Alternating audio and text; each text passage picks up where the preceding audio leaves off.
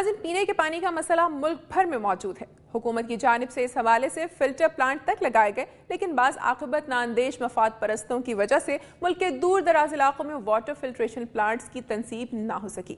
بھاگ کا علاقہ بھی ان علاقوں میں شامل ہے جہاں پینے کے پانی کا مسئلہ حل طلب ہے اور عرصہ دراز سے یہاں کے عوام پینے کے صاف پانی سے محروم ہیں۔ امید ہے کہ ارباب اختیار اس جانب بھی توجہ دیں گے۔ اور ناظرین، اب نظر ڈالتے ہیں صوبہ بلوچستان کی چند خبروں پر۔ ملک کے دیگر علاقوں کی طرح بلوچستان کے مختلف شہروں میں بھی عید میلاد النبی صلی اللہ علیہ وآلہ وسلم کے سلسلے میں جلسے، جلوس اور ریلیاں منعقد کی گئیں۔ ملک کے دیگر علاقوں کی طرح بلوچستان کے علاقوں کوئٹہ سے بھی زیارت سمیت مختلف شہروں میں عید میلاد النبی صلی اللہ علیہ وآلہ وسلم کے موقع پر جلسے، جلوس ہوئے اور ریلیاں نکالی گئیں۔ جشن عید میلاد النبی کے سلسلے میں ڈیرہ مراد جمالی میں مختلف دینی جماعتوں کی جانب سے میلاد کے چیئرمین علامہ عبدالحکیم انقلابی کی قیادت میں حسینی چوک سے مرکزی جلوس برآمد ہوا، جس میں سینکڑوں کی تعداد میں عاشقان رسول صلی اللہ علیہ وآلہ وسلم نے شرکت کی۔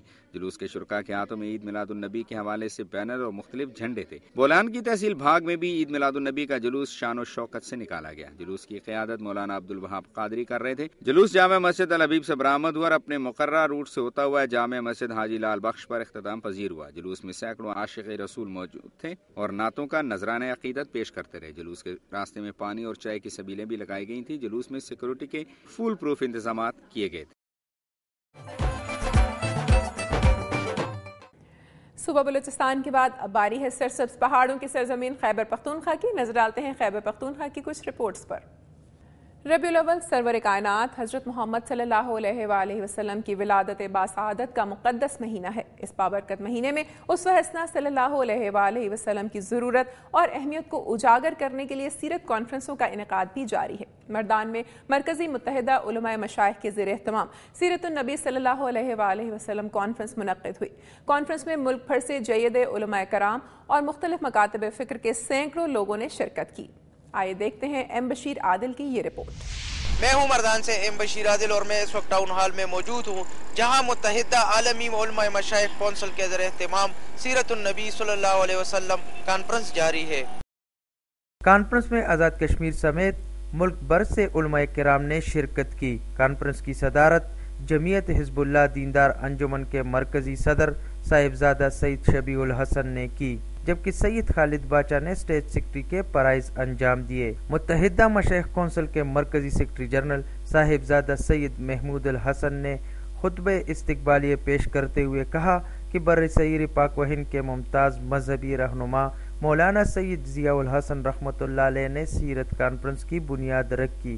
انہوں نے کہا کہ حالات کا تقاضا ہے کہ علماء کرام سمیت تمام مکتب فکر کے لوگ آگے بڑھ کر مسلمانوں کو گروہی، مذہبی اور فرقہ واریت کے تاریکوں سے نکالنے کے لیے اپنا بھرپور کردار ادا کرے۔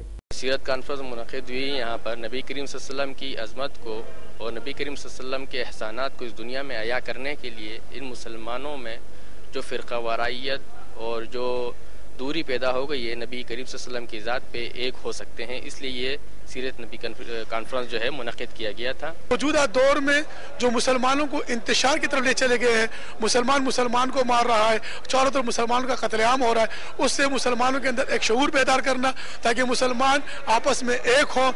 کانفرنس سے خطاب کرتے ہوئے جمعیت حزب اللہ دیندار انجمن کے صدر سید شبیع الحسن نے کہا کہ آپ صلی اللہ علیہ وسلم کی تشریف آوری سے دنیا سے ظلم اور جہالت کے اندھیرے چھٹ گئے۔ ان کا کہنا تھا کہ مسلمان ایک کعبہ اور ایک کلمہ کے ماننے والے ہیں۔ ایسے میں فروعی مسائل پر اختلافات کی بجائے امت مسلمہ کو درپیش مسائل اور چیلنجوں سے نکالنے کے لیے کوششوں کی ضرورت ہے۔ کانفرنس سے خطاب کرتے ہوئے جمعیت مشائخ اسلام سید ہارون شاہ، خانہ فرہنگ ایران کے ڈائریکٹر سید محمد ذاکری، مولانا سعید، مولانا محمد یونس اور مولانا محمد شعیب کا کہنا تھا کہ اللہ تعالیٰ نے پیغمبر اسلام کو رحمت للعالمین بنا کر بھیجا ہے اور آپ صلی اللہ علیہ وسلم کی تعلیمات پوری دنیا کے لیے مشعل راہ ہے۔ کانفرنس میں متعدد قراردادیں بھی منظور کی گئی۔ ایک قرارداد میں توہین رسالت قانون میں ترمیم نہ کرنے کا مطالبہ کیا گیا۔ دوسرے قرارداد میں ڈرون حملوں کو ملک کی سالمیت کے لیے خطرہ قرار دیا گیا۔ ایک اور قرارداد میں مساجد، امام بارگاہوں اور فورسز پر دہشت گرد حملہ آوروں کو گرفتار کر کے قرار واقعی سزا دلوانے کا مطالبہ کیا گیا۔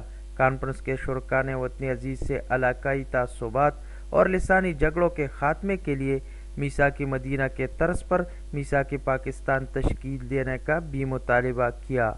کانفرنس کے شرکا کا کہنا تھا کہ محسن انسانیت حضرت محمد صلی اللہ علیہ وسلم کی آمد سے انسانی معاشرے کو بیش بہا دولت عطا ہوئی۔ موجودہ حالات میں آپ صلی اللہ علیہ وسلم کی تعلیمات پر عمل درآمد اور اسلام کے صحیح تصور کو اجاگر کرنے کی ضرورت ہے۔ کیمرامین خان بچا کے ساتھ ایم بشیر عادل، دنیا نیوز، مردان۔ ناظرین، 12 ربیع الاول مسلمانان عالم کے لیے خوشیوں کا دن ہے، جس دن نبی پاک صلی اللہ علیہ وآلہ وسلم دنیا میں تشریف لائے۔ اسی دن کی مناسبت سے دنیا بھر کے مسلمان مختلف تقاریب کا اہتمام کرتے ہیں، گھروں مساجد کو سجاتے ہیں، گلی گلی کوچا کوچا نعتوں سے گونج رہا ہوتا ہے۔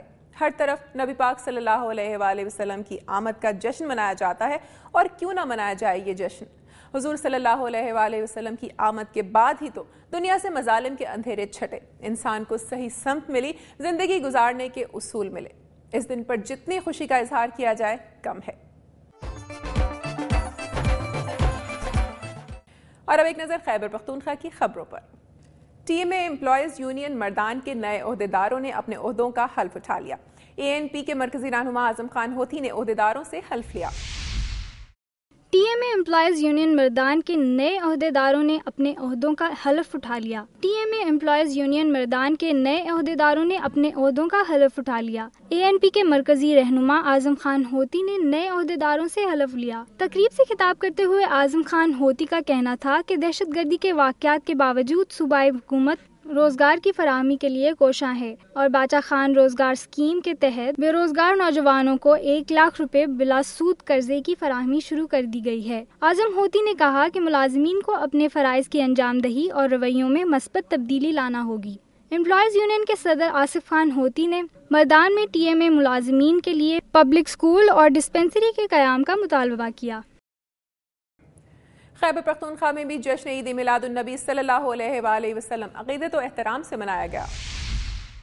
پشاور، نوشہرہ اور دیگر شہروں میں جشن عید میلاد النبی کے موقع پر روایتی جلوس نکالے گئے، جس میں ہزاروں کی تعداد میں لوگوں نے شرکت کی، جبکہ خیبر پختونخوا کے مختلف شہروں میں تمام سرکاری اور غیر سرکاری عمارتوں کو روشنیوں سے سجایا گیا، مساجد اور گھروں پر بھی چراغاں کیا گیا۔ مردان میں جشن عید میلاد النبی مذہبی جوش و جذبے کے ساتھ منایا گیا۔ مرکزی جلوس مختلف شاہراہوں سے گزر کر کچہری چوک میں اختتام پذیر ہوا۔ ادھر ڈیرہ اسماعیل خان میں 12 ربیع الاول کے دن نبی کریم صلی اللہ علیہ وآلہ وسلم سے محبت اور عقیدت کے اظہار کے لیے ہزاروں فرزندان اسلام نے تاج مسجد سے میلاد ریلی نکالی۔ اس موقع پر سیکیورٹی کے فول پروف انتظامات کیے گئے تھے۔ جلوس کے راستوں پر رکشا اور موٹر سائیکل چلانے پر مکمل پابندی عائد تھی، جبکہ بم ڈسپوزل اسکواڈ کے ذریعے جلوس کے راستوں کی مکمل اسکیننگ کے علاوہ میلاد ریلی میں شامل ہونے والے افراد کی جامع تلاشی بھی لی گئی۔ ڈیرہ اسماعیل خان شہر کے علاوہ تحصیل پروا، پہاڑپور اور پنیالہ میں بھی درجنوں میلاد ریلیاں اور جلوس نکالے گئے۔ اور اب ایک بریک کے بعد دیکھیے، پنڈ دادن خان کے نواحی گاؤں کوٹلہ سعیدہ کے باسی میٹھے اور صاف پانی جیسی بنیادی سہولت سے محروم ہے۔